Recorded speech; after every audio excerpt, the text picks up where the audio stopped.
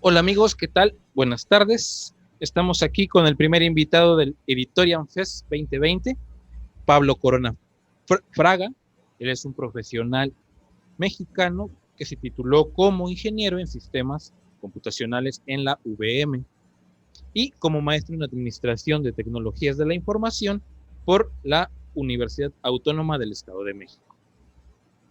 Él cuenta con una vasta experiencia en el campo de la ciberseguridad. Ha trabajado la AMIPSI, que es la Asociación de Internet en México. Es director adjunto del NICE, Sociedad Internacional de Gestión y Evaluación SC, gerente de certificación de sistemas de gestión de tecnología de la información de la normalización y certificación NICE SC, integrante del Comité Técnico Asesor para el Programa de Resultados Electorales Preliminares de los Procesos Electorales 2017-2018, en los que el Instituto Electoral fue responsable. Su enorme experiencia en el campo de ciberseguridad se ve reflejada, pues él tiene un libro que se llama Guía Práctica para la Gestión de Riesgo en la Era de la Ciberseguridad. Y precisamente de esto nos viene a hablar un poco. Te quisiera preguntar de entrada, ¿por qué un libro sobre ciberseguridad? Obviamente puede ser un poco una pregunta medio obvia, pero sí me gustaría empezar por esta. Fíjate que, a ver, ¿por qué un libro de ciberseguridad? Porque es un tema que me apasiona, porque ahorita te explicaré un poquito más de qué se trata la ciberseguridad, pero me daba cuenta que hay dos problemas el tema del libro. Por un lado, a veces cuesta trabajo entender en esta nueva dimensión del ciberespacio y de las tecnologías interconectadas a qué nos referimos con la ciberseguridad y cómo hacerlo. Y por otro lado, qué significan los riesgos que conlleva utilizar estas tecnologías. Y me ha tocado participar en distintos foros nacionales e internacionales y creación de normas en esta materia, e interactuando con mucha gente de otros países y logré, pues, de alguna manera absorber mucha información que hubo un momento en el que dije, necesito compartir esto que he aprendido, porque la verdad es que tampoco es que yo haya descubierto el hilo negro en el libro, fue recabar información de muchas personas con las cuales he tenido la oportunidad de tener conversaciones, de tener pláticas tanto personales como profesionales, y de esa manera es que busqué aterrizar todo esto para compartirlo con más gente y poderlo poner en palabras que fueran muy sencillas, prácticas y que todo mundo pudiera utilizar como una guía justamente para hacer gestión de riesgos. Ok, perfecto. En este ámbito, quisiera que me empezaras diciendo para el público en general, ¿qué debemos entender como ciberseguridad? Para definir ciberseguridad me gusta primero definir qué es este ciberespacio, ¿no? O sea, llamamos la ciberseguridad a la seguridad del ciberespacio. El asunto es que hace algunos años, si hubiéramos hablado de estos conceptos, seguramente hubiéramos hablado más de seguridad de la información, porque en las computadoras lo que más vive hace algún tiempo era información. Y entonces teníamos bases de datos, hojas de cálculo, secretos de negocio, datos financieros en las computadoras. El asunto es que hoy tenemos conectados a los sistemas de información cosas que no son información. Hoy tenemos autos conectados, las luces en tu casa conectadas, el portón eléctrico, aparatos que se conectan al cuerpo, hay marcapasos, medidores de insulina, bombas, muchos equipos que ya no solamente son información, que una vulneración a ellos significaría que podemos tener una afectación ya no solamente en el mundo digital, sino en el mundo físico.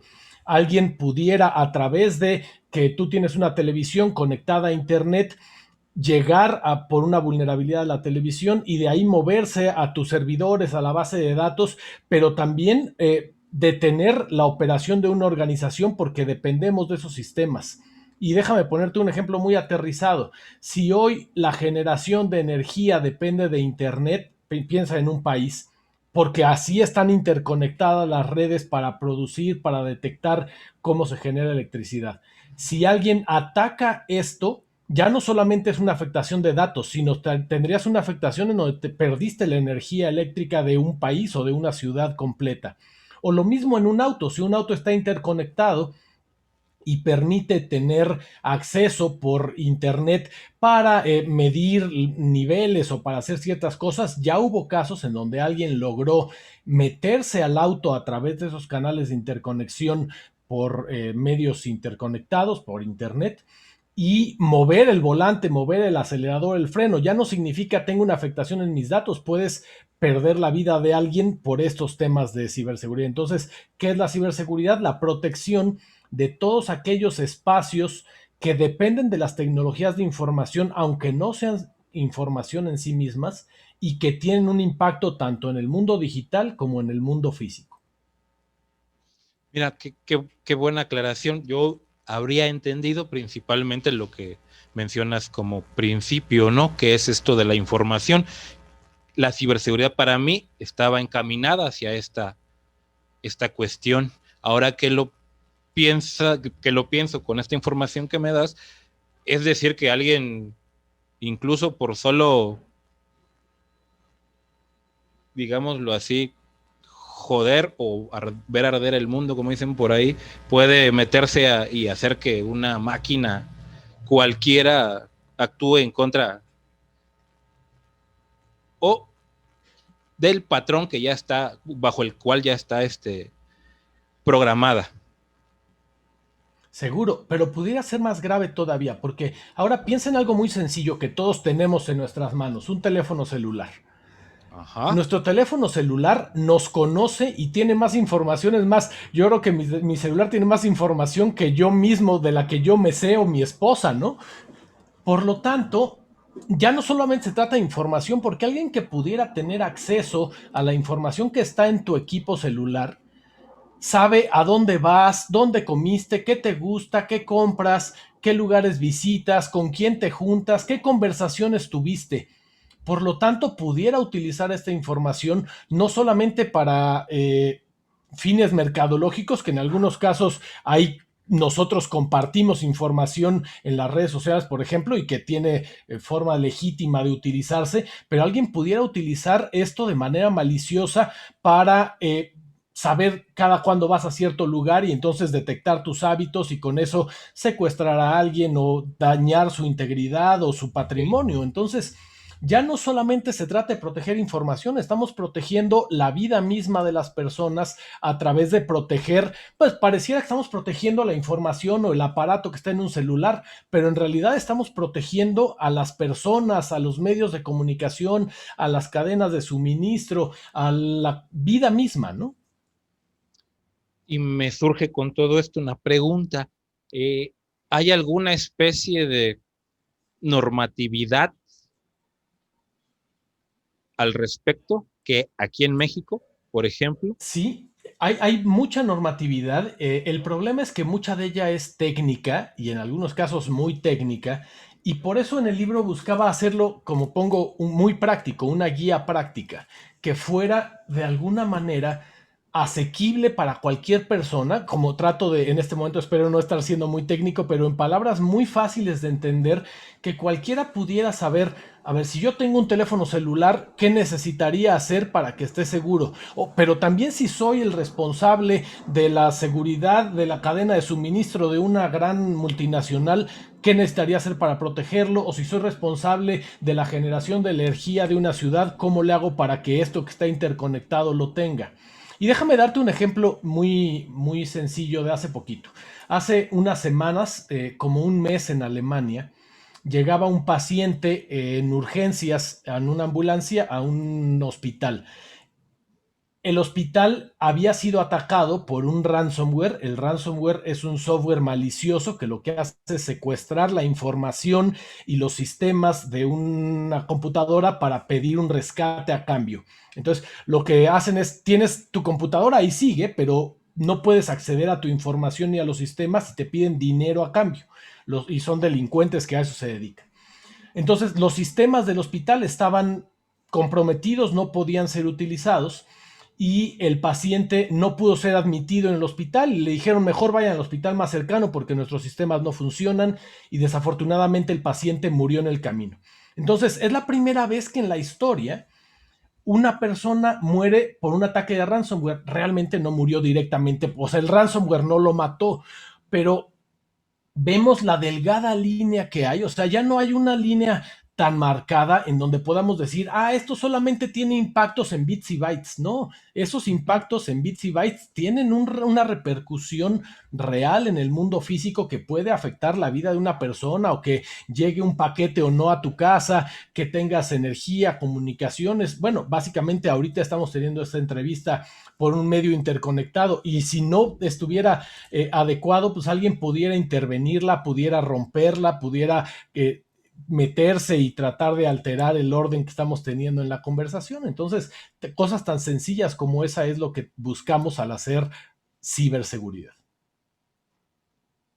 Ok, perfecto. Y como último duda que me surge sería, en comparación a nivel mundial, ¿cuáles son las mejores, o perdón, replanteando un poco la pregunta, cuáles son las naciones que mejor tienen su ciberseguridad?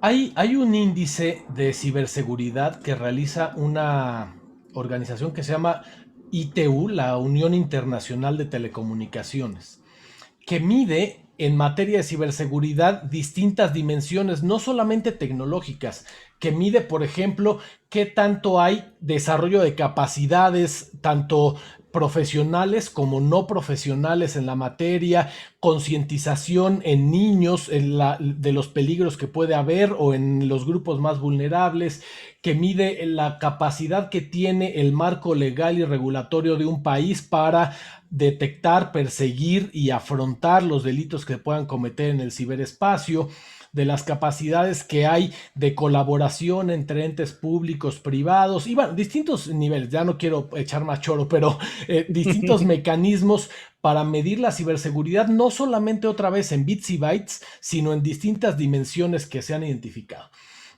México ha sido posicionado, déjame llamarle en media tabla, así, y más o menos parecido a la economía. En economía, si midiéramos el desarrollo económico de México contra todos los países del mundo, seguramente nos encontraríamos como a media tabla, ¿no? Y algo parecido nos sucede en materia de ciberseguridad. Hemos estado en los lugares 50, 60 de 100, ¿no? Entonces, eso es un parámetro. ¿Y quiénes son los más desarrollados? Obviamente los países que también económicamente están más desarrollados. Estados Unidos, Canadá, China, Rusia, que le han metido mucho desarrollo tecnológico, el Reino Unido, Japón, y que entonces han buscado tener una ciberseguridad mayor, porque también las amenazas que tienen ante un desarrollo tecnológico mayor es una dependencia mayor por la tecnología. Sí, digo, pensando en ese tipo de cosas, ya pensando en Japón y toda la tecnologización que tienen en general, desde un, una cafetera automática hasta autos, etcétera, ¿no? Es lo que en cierta manera me llama mucho la atención, ya que lo planteas en el mundo fáctico o real, que pueda hacerse un caos a través de algo que no se ve, es algo bastante preocupante, diría yo, un poco. Buenas, buenas, Bueno, buenas, buenas, buenas. Hasta que invitamos a alguien de categoría, chavo, ¿eh? Alguien que sí sabe, alguien que al menos engaña a la gente de que sí. No es cierto, Pablito, ¿eh? Mucho, mucho gusto, Pablo. ¿Qué tal, Gusto Brookie? tenerte por aquí en este escenario. Y pues complementando y pasando directamente a los business, Pablo. ¿Qué tan difícil fue pasar todo ese conocimiento que tienes, que has albergado durante años y que has desarrollado a una publicación?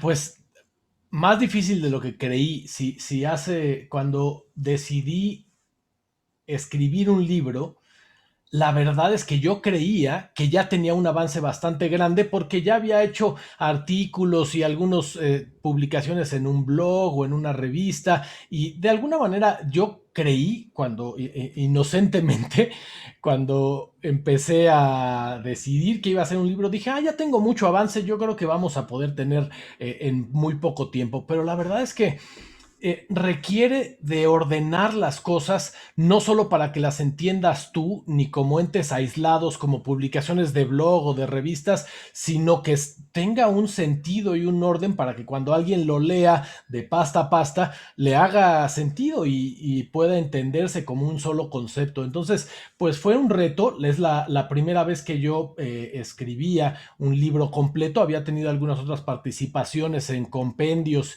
y en otro tipo de publicaciones, pero no en un libro. Entonces, pues fue un reto, pero muy interesante. La verdad es que enriquecedor. Si bien ahorita hablábamos de yo poder compartir lo que aprendí antes de comenzar a escribirlo, también después de comenzar a escribirlo aprendí muchísimo, porque el poner las ideas en blanco y negro siempre ayuda a poder entenderlas mejor, explicarlas mejor y hasta profundizar más en ellas. Entonces fue un reto muy interesante y me gustó. Qué lata dan siempre los editores, ¿verdad, Pablo? Bueno, sí, eso, bueno, pero de alguna manera también sirve tener una visión crítica, el que alguien que no eres tú pueda leerlo y de alguna manera se parece a un lector que posiblemente no tiene todo el trasfondo de conocimientos o de experiencia que tú estás plasmando en el libro, pues al leerlo y criticarlo ayuda a que puedas plasmar las ideas con mayor claridad. Entonces sí, bueno, de alguna manera podemos decir que dan lata, pero ayuda a poder plasmar lo que queremos decir en el libro, que sea asequible y entendible para todo el mundo. Pablo, y ya nos platicaste un poco de lo sustancial que es la ciberseguridad aquí en estas tierras mexicas, pero ¿qué tanto se lee sobre tecnología, Pablo? Hemos visto algunos foros, tiendas mismas que desarrollan foros o puntos de encuentro, pero desde tu punto de vista y en la ciberseguridad, ¿qué tanto el usuario mexicano se acerca a este tema? Bueno, pues desafortunadamente muy poco, pero yo te diría no solo muy poco a este tema, la lectura en general en México no es uno de los hábitos más grandes, aunque creo que en últimos años ha crecido y yo he notado con agrado que cada vez la gente seguramente porque hace varios años hubo muchas campañas y hasta esta comunicación que ahora usamos muy frecuentemente de memes diciendo México no lee, México es un país inculto, nos lo tomamos como un reto y creo que recientemente ha habido una muy buena un muy buen incremento y aceptación de la lectura, no a los niveles que me gustaría, pero cada vez leemos más y eso creo que es muy bueno. Y en particular en estos temas, pues son temas que como son técnicos, podrían ser más áridos y a veces difíciles de obtener para un lector común. Yo traté de que, si bien es un libro que en parte es técnico, que pudiera ser explicado de una manera que cualquier persona lo pudiera entender, por lo menos los primeros capítulos. Ya al final es un poco más técnico, pero algo de lo que trato de plasmarles es todo lo que hacemos al obtener un beneficio también nos genera riesgos. Entonces tratemos de entender siempre como una dualidad. Todo lo que buscamos como un beneficio es como una apuesta y al mismo tiempo puede tener beneficios y pérdidas, y gestionar esas pérdidas para que sean las menores posibles, maximizando los beneficios, es el objetivo del libro. Qué humilde es este muchacho, ¿eh? Yo lo anduve fisgoneando ahí en la tienda del tío Besos, por cierto, pequeña competencia que hay ahí. Y muy buen servicio de parte de la gente que ha adquirido el libro, ¿eh, Pablo? ¿Cómo has sentido la aceptación, los comentarios, tu familia misma? ¿Qué te ha dicho después de la publicación de este texto? Bueno, de la familia, la verdad es que pues fácil decir que todo el mundo le da buenos comentarios, pero me gustaría más irme al tema de la gente profesional. Mucha gente me ha hecho comentarios de los que se dedican en el día a día a materias de ciberseguridad, de gestión de riesgos, tanto de temas de gestión de riesgos en esta materia de tecnología, como en gestión de riesgos de otros temas, como en finanzas, en seguros, en cadenas de suministro o en operaciones. Y les ha gustado la manera en la que explico, tratando de que sea muy sencillo de entender y muy práctico de llevar a cabo con acciones concretas. Entonces, pues ha habido una aceptación interesante y ojalá que siga estando así. Oye, Pablo, ¿y en México qué tan responsable es el usuario de la tecnología? Ya platicabas aquí con mi compa, el chinito más grande y conocido de las librerías en esta ciudad de Jalapa, Veracruz. Pero ¿qué tanto es responsable el usuario de lo que hace, de los aparatos que usa, o nada más es, leo, acepto? No, bueno, es que a todos nos pasa, pero seguro a algunos más que otros, que cuando hay que leer las letras chiquitas nos da flojera y es más fácil poner sí acepto aunque no lo haya leído. Y eso pues es un mal hábito que habrá que ir corrigiendo, pero también una de las maneras de poder entender esas letras chiquitas sin tener que leerlas es buscando a alguien que las leyó por nosotros. Por eso es que existen sellos de confianza, existen certificaciones que alguien ya validó que esto no tiene contenidos abusivos, que no van a usar nuestra información para fines desproporcionados y que de alguna manera van a buscar proteger nuestros intereses, grupos de consumidores y otros elementos. Entonces, pues sí, como consumidores de tecnología, como en cualquier otro punto, siempre creo que podemos mejorar en ser más conscientes de a quién le damos nuestros datos. Por ejemplo, cuando subimos información a redes sociales, siempre preguntarnos, ¿estoy seguro que esto quiero que lo sepa todo el mundo?